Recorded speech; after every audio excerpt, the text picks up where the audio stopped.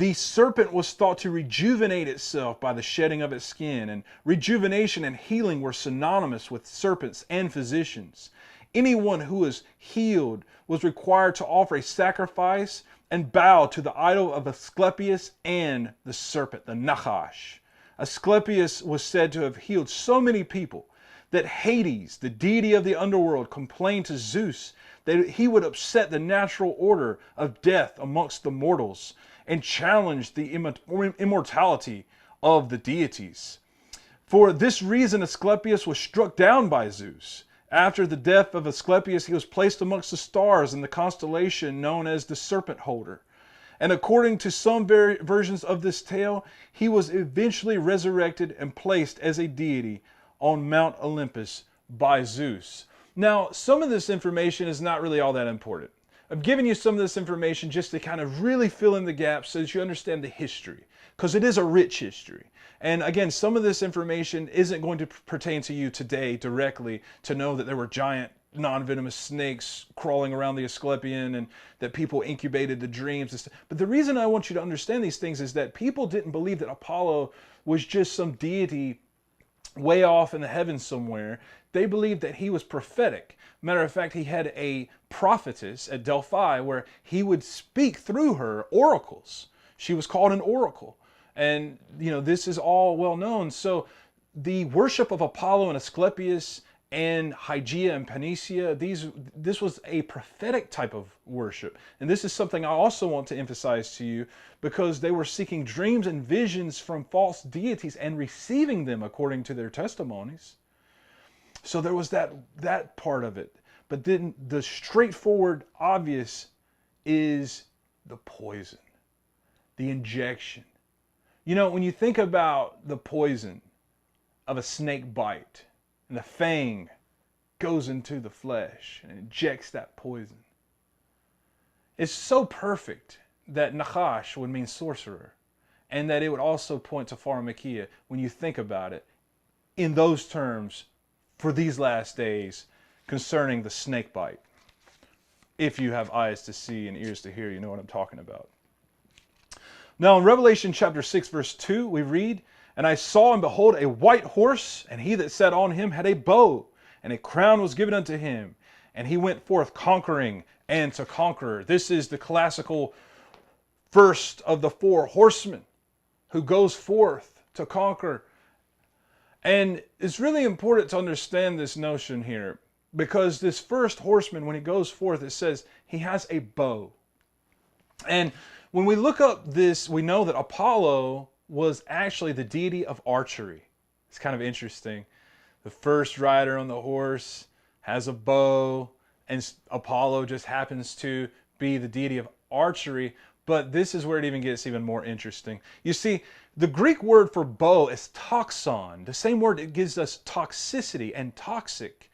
This word toxon is so called because the aim of the Greek was not to just kill you with the arrow because he hit you precisely in the heart or wherever he may have hit you, but it was so that if he hit you at all, you were poisoned. So there was poison in the arrows. So they dipped it, and there was an arrow, and they shoot it into you, and then it goes into your bloodstream, and it kills you. So the rider with the white horse goes forth with a toxon. He goes forth with something toxic. And he has a crown. The Greek word for a crown is Stephanos, like the word Stephen, name Stephen. But what's interesting is the Latin term, which is the very language of the beast, the Roman beast, is Latin. That's the language. The Latin term for the crown is corona.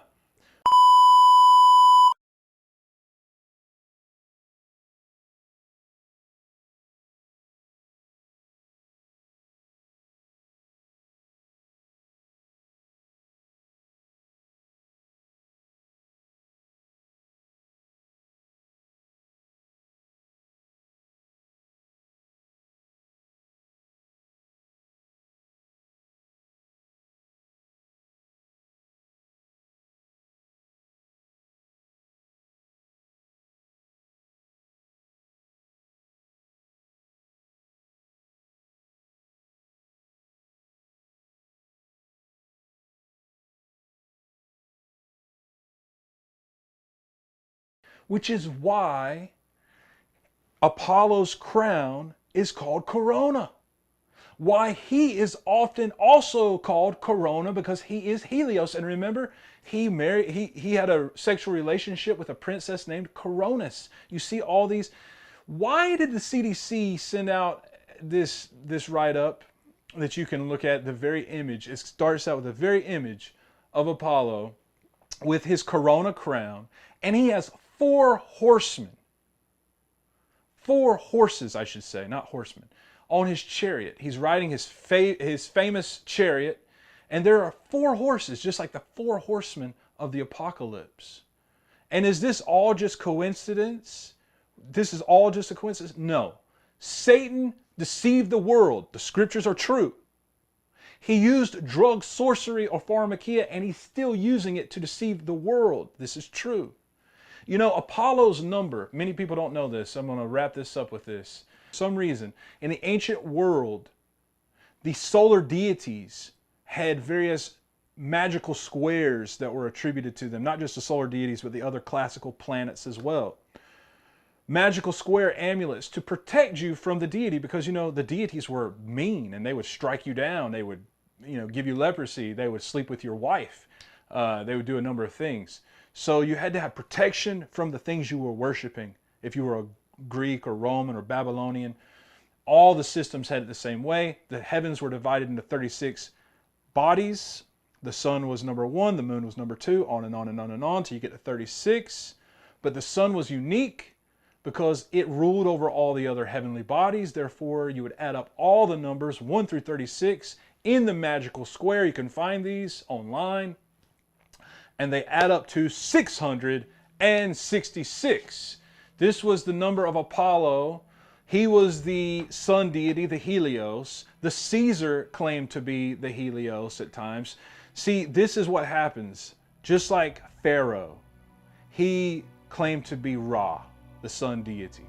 So his number would have been 666. Therefore, the Apollo, his number, the Corona, the Helios, the halos of the sun, his number is 666.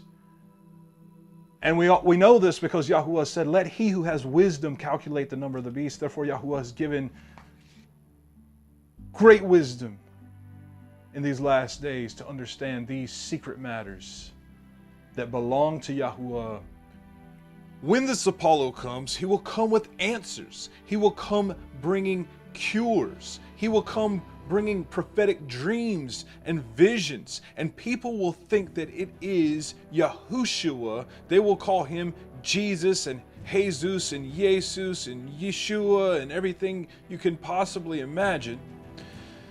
And this being will bring healing, but he comes with an army of locust beings when we read it in the text, and they come with the ability to sting the men who have the mark of the beast, and their sting is like a scorpion when it stings a man. My advice for you, brothers and sisters, is come out of Babylon, my people, that you do not partake of her sins.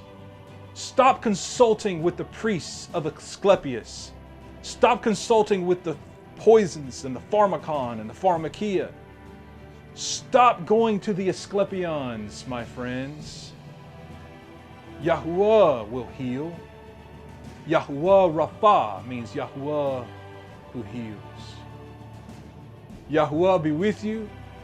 May he heal you. May he be with you to protect you, to lead you and guide you through the opposition that you will face as you walk down this straight and narrow path. Shalom.